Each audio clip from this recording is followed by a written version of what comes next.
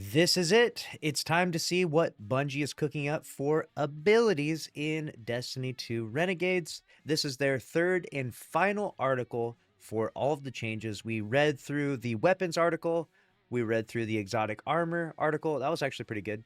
Now let's see what they're cooking up for abilities. Obviously, abilities, they're kind of maybe plaguing the Crucible a little bit right now. On top of that, you want to switch up the abilities a little bit to change up builds in Destiny 2. So let's see what we got here. Dear Guardians, combat team here with the final sandbox tuning preview article for Renegades. This one focused on player abilities, specifically buffing player abilities. Oh. Below, you'll find dozens of juicy ability buffs, a handful of PvP only nerfs, very interesting, and one solitary PvE nerf. There are a lot of changes here, so to avoid this turning into a novel, we're going to keep the commentary light and let the changes speak for themselves. In addition to these changes, we have more exciting ability changes planned for the Shadow and Order release. Okay, enough preamble. Let's start with the Hunter changes. That's good. That's actually a really good start to this. I think that nerfing very few things, almost nothing in PvE, is a good approach to this because people, we want to see things get improved in Destiny 2. We want to see more crazy builds. Now, sometimes builds can get a little too out of hand, when you're just spamming melees and grenades. So maybe there is a limit to some degree, but honestly, I have fun in PvE when I can spam and create various different builds for every different subclass. Our friend Crow asked us to say thank you to all the hunters out there providing feedback about hunter endgame viability. We hear you loud and clear. Of the 3 Guardian classes, hunters have the most ability changes coming in Renegades, with more on the way in future releases. Ooh. So, first up is Solar Gunslinger. The changes are primarily focused on making Gunslinger damage more impressive. Gunslingers typically need to be precise with their abilities, so they deserve a devastating payoff when they hit their mark. Golden Gun, Deadshot, and 6-Shooter Super increase damage against non-boss combatants by 15%, increase damage against boss combatants by 26%. Wow. This change removes the disparity between boss damage and non-boss damage. Golden Gun projectiles now scorch targets. So you got 40 stacks base plus 10% increased stacks. So you're going to be causing some ignitions with this. Oh, interesting.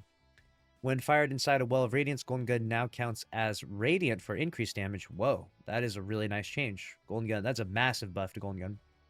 Blade Barrage Super, increased damage against combatants by 39%. Whoa, good. And we got Proximity Explosive Knife, Weighted Knife, Lightweight Knife, Knife Trick Melee, increased damage against red bar enemies by 50%. And we got increased damage against other enemies by 36%. Lightweight Knife increased crit multiplier from 1.3 to 1.5.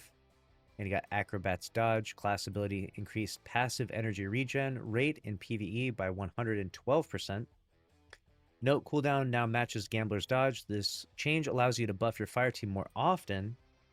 Next up, we got Gunpowder Gamble the Aspect, which is shooting the dynamite in midair now increases damage by 50%, 5 in PvP, expands the radius, and creates submunitions. So that's pretty cool. So you're trying to shoot it midair, so it's kind of a fun little mini game that you can play with the Gunpowder Gamble.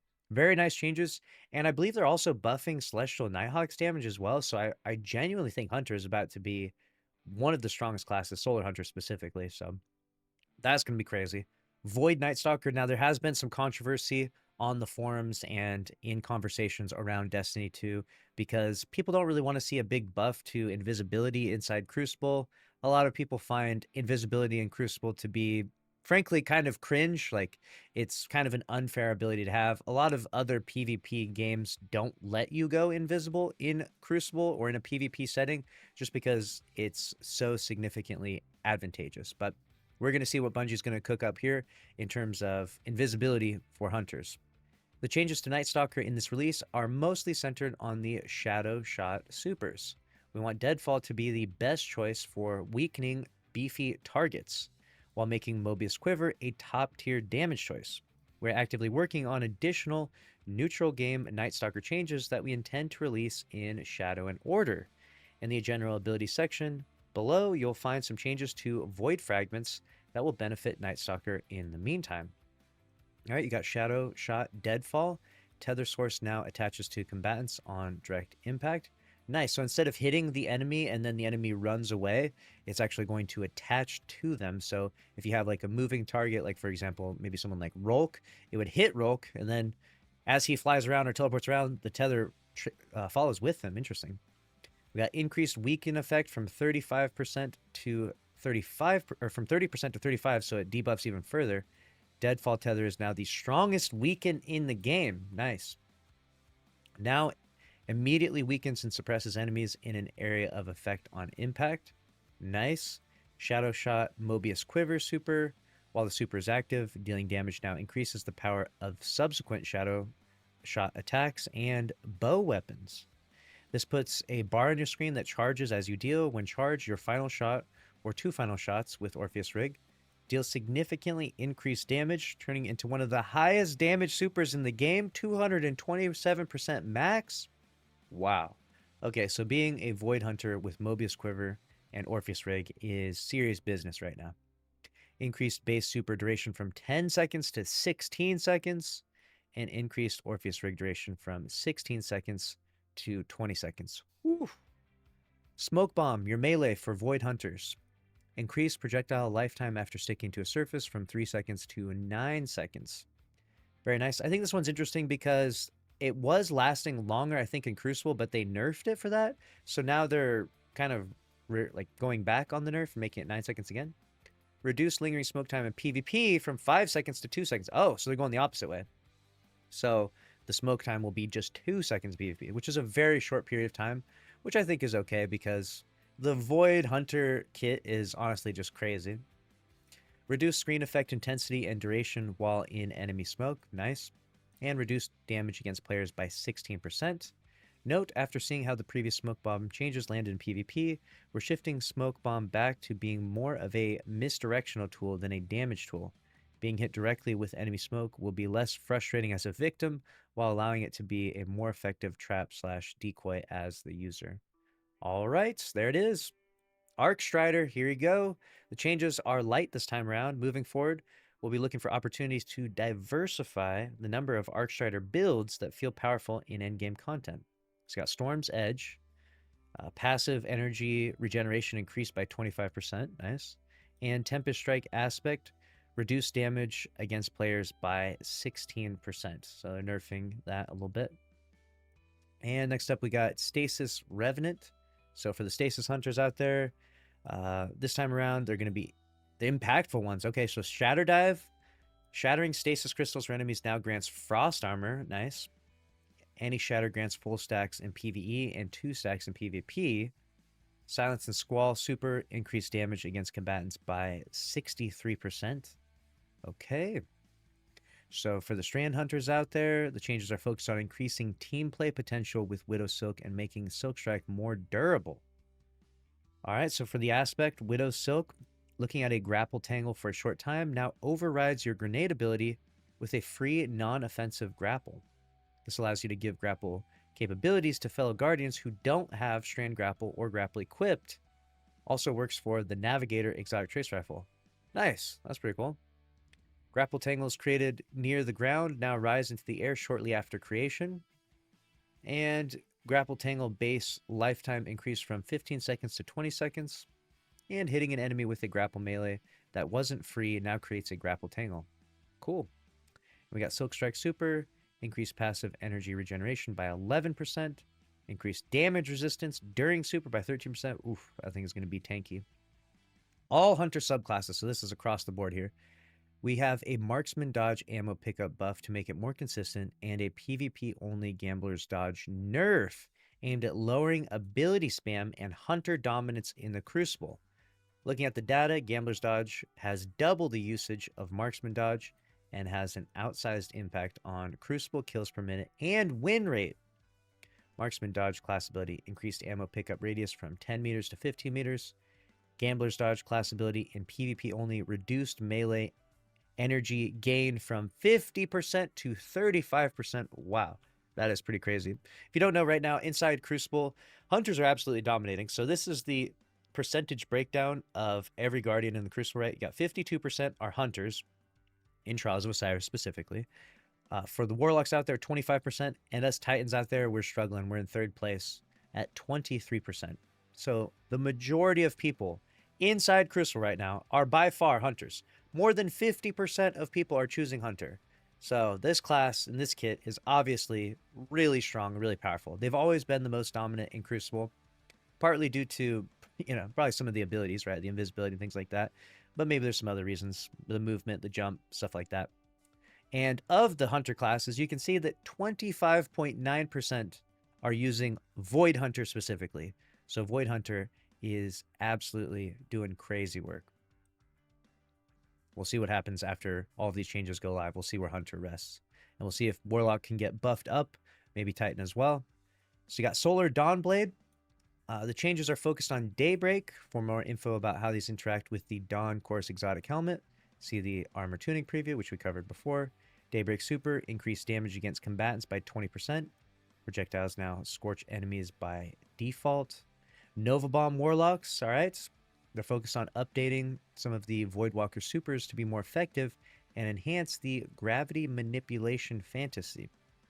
It's got the Nova Warp super, charging the primary attack, now pulls enemies toward the Warlock. Very cool. So when you're charging that up for that big explosion, it sucks them in. Nice. Increased primary attack damage against combatants by 15%. All right. And Dark Blink now releases Weakening Seekers. Oh.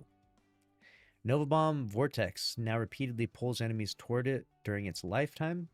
Cool. And you got Stormcallers here. We're focused on making Stormcaller super damage more competitive. Increase maximum sustained damage bonus from 50% to 65%. Increase landfall jolt duration from 10 seconds to 16 seconds. Chaos Reach, increased damage against combatants by 20%. Ionic Sentry no longer blinds the user on creation. Lightning Surge, Prismatic Aspect only, reduce damage against players by 16%. All right, Shadebinder, this subclass. Honestly, I feel like Stasis Warlock has always been one of the cooler classes. If you play it right, you can actually do some pretty crazy stuff. I've seen lots of really fun clips, and there's a pretty interesting playstyle that goes with Stasis Warlock. For this one, it's about damage. We brought the DPS up to make this competitive with other roaming supers. The Frost Pulse adjustment here is a PvP only change to compensate for the fact that Warlock can now move while casting it. More on that below. Winter's Wrath Super, increase Shatter Wave damage against frozen targets by 210%. Frost Pulse class ability, reduce player freeze radius from 7.5 meters to 5 meters. Now slows players between 5 and 8 meters. Okay, there you go. Strand Warlocks. Okay, this is a response to player feedback that's difficult to use against bosses because the needle's often wasted on non-boss targets in the vicinity of the boss.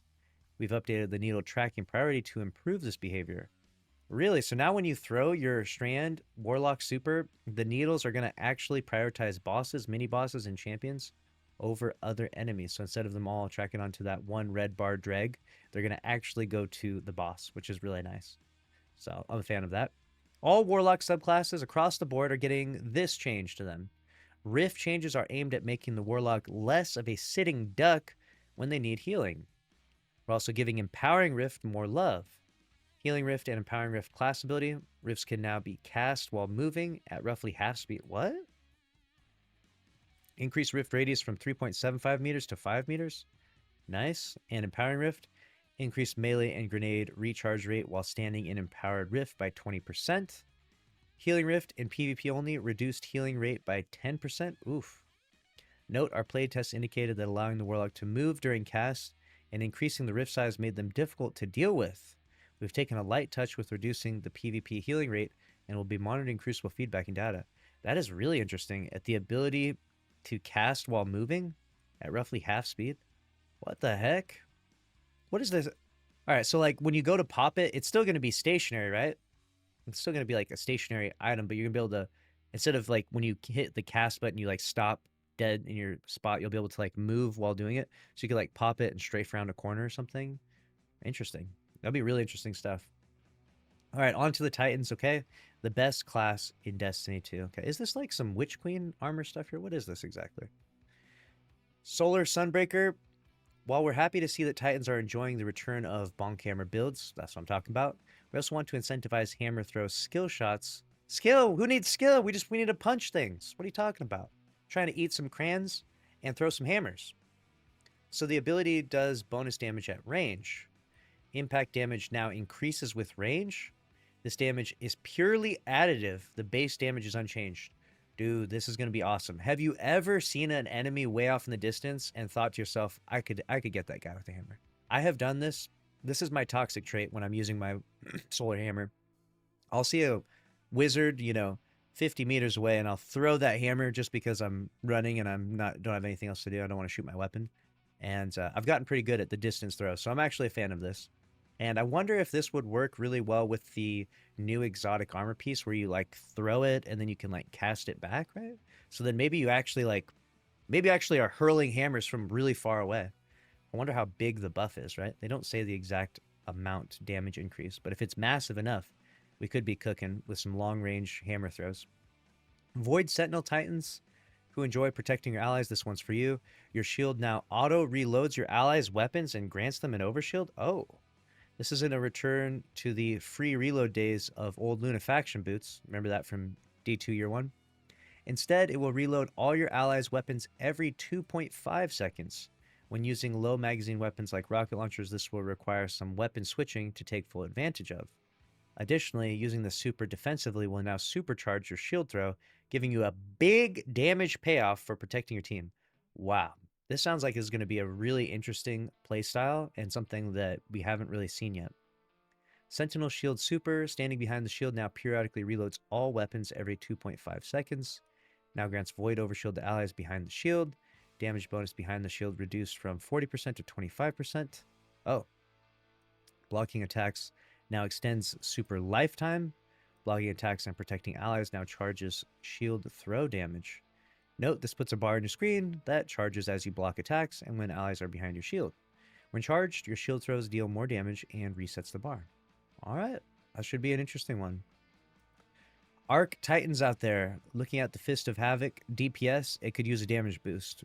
Fist of Havoc for DPS sounds insane. Everyone has always just been using Missile Titan, like no one uses Fist of Havoc. We've added a simple minigame to the attacks to show it some love. Fist of Havoc's light attacks now increase the next heavy attack damage. Interesting. I wonder how much this stacks up to. We'll have to do some DPS testing. Stasis Behemoth. The recent Howl of the Storm changes have landed well, but it's dealing a little too much sustained DPS in some cases. Outclassing every other ability in the game when used during Super, hence the 1 PvE nerf we mentioned earlier. Howl of the Storm aspect. When used during Super, increase Super energy cost from 5% to 15%. And we got Strand Berserker. This PvP only change to Banner of War is a response to player feedback that Banner of War's melee damage bonus is oppressive to fight against. Banner of War aspect, melee damage bonus against players now scales with stacks instead of always being at full strength. Oof. Unarmed melee can now one-shot players at 2 stacks with 200 melee stat or at 3 stacks with base stats. Okay, here we go. For general abilities across the board, we got all 6 subclasses here. We got Void, Suppressor Grenade, no longer suppresses the user. Increased detonation damage by 10%, so you don't get suppressed by your own nade. That's nice. Spike Nade now attaches to combatants. Nice. Void Fragments reduce the negative stat on Echo of Undermining from -20 to -10. Echo of Provision now provides a +10 grenade stat. Echo of Exchange now gives a +10 melee stat. Removed negative stats from all other fragments except Echo of Starvation and Echo of Persistence. Note, Void has more negative stats than the other damage types, so we eased up on the penalties. Our goal for subclass build crafting is that there should be clear trade-offs without feeling punitive. Invisibility, updated visuals to be slightly more visible in the Crucible. Oh, there you go. Void Hunters getting nerfed. This is good. You probably shouldn't be able to be invisible in Crucible. Let's be real. This is a response to Crucible feedback that invisibility is too effective. Overshield, enemy visual effects now scales with the overshield's remaining health. Note this was added to allow players to eyeball how much overshield an enemy has before deciding to engage. So Arc, we have Lightning Grenade, now attaches to combatants. Flashbang Grenade no longer blinds the user. Increased detonation damage by 10%. Okay, so you don't get blinded by your own nade and you don't get suppressed. Nice. Strand Threadlings. that lose their target before impact will land and look for another combatant instead of exploding. This will reduce the cases where your big gang of threadlings all explode on a single dreg. The result is that they feel smarter and more alive. There it is. And that's all, folks. Renegades is right around the corner, and we hope you're excited to start playing these sandbox changes. As we mentioned earlier, we also have significant changes and additions in Shadow and Order and beyond, so keep the feedback coming. So there it is. That is the abilities tuning article. Last week we did the exotic, and the week before that we did weapons. Some good substantial changes. It's always good to mix up the sandbox in a game like Destiny 2. It's a live service game, right? And as much as we may like a particular playstyle or a certain build, it's always good to mix it up because you don't want the game to get too stale. You kind of want to keep things, rotating, and a build that you really like for a period of time will eventually, fall by the wayside. Because if we're just out here using the same build for 4 years straight, that's pretty stale. I know it can be frustrating when your favorite abilities or your favorite subclass gets nerfed if you really do like that playstyle, but it's a live service game. It's always meant to evolve and change and push you into new playstyles. Suddenly you're using a melee build, and next week you're using a grenade build, and then next week you're on Hunter, and then maybe you're on Warlock, or maybe you're on Stasis Titan for some crazy reason. You know what I'm saying? Like you just bounce around a little bit. I think this keeps the game more fresh, especially when the game has a lot of depth to it and not a lot of new activities coming. This is something that we've noticed with Edge of Fate. Thankfully, this is kind of getting remedied with Renegades, but there hasn't been a lot of new things added other than just quality of life changes like the portals. So we instead get our replayability from changing the sandbox, mixing things up, making exotics that were previously trash, now good, making abilities that were previously never used, now viable. And so I think this is a good approach. I don't hate what Bungie has done here, but let me know what you think about it down in the comment section below. We'll keep you up to date on all things Destiny 2, so make sure you're subscribed to the channel. I'll see you in the next one. Later.